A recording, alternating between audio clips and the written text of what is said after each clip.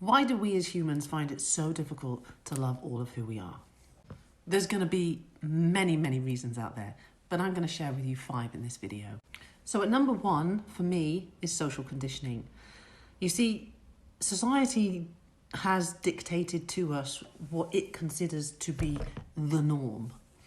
And if you're not in the norm, then is there something wrong with you? That is what we have been kind of led to believe, because that's why we feel embarrassed or we feel ashamed because of the way our external appearance. It doesn't quite fit the norm.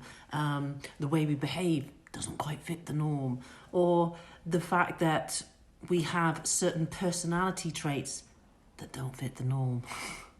And because of this, we just find it really difficult then to love all of who we truly are. Then in second place is perfectionism, because many people now, because of the social conditioning, want to have these high standards for themselves, and they really strive for perfectionism. But when we then don't meet that expectation for ourselves, we actually create this feeling of inadequacy, and we just start to struggle with ourselves, and the negative talk starts, and we just have this cycle of self-criticism that is just going on and on and on.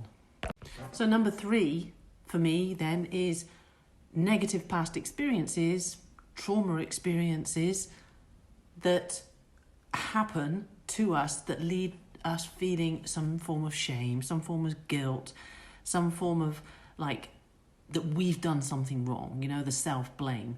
And that can make it, again, challenging, right? For us to fully accept and love who we are.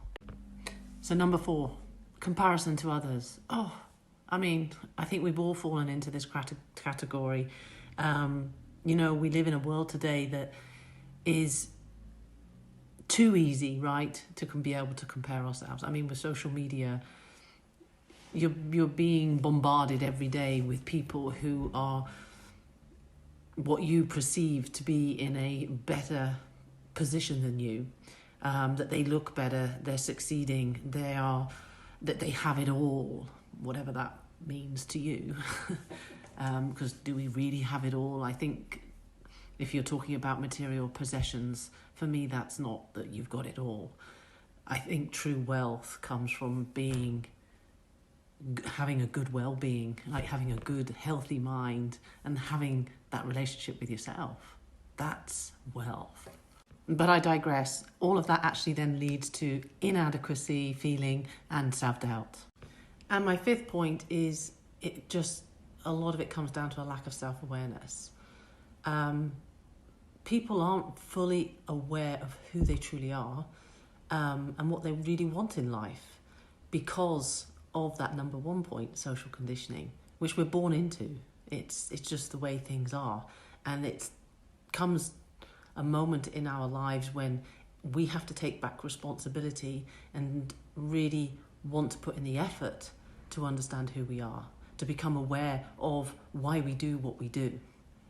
And when it doesn't feel right, which is really important, we are taught to think, we are not taught to feel.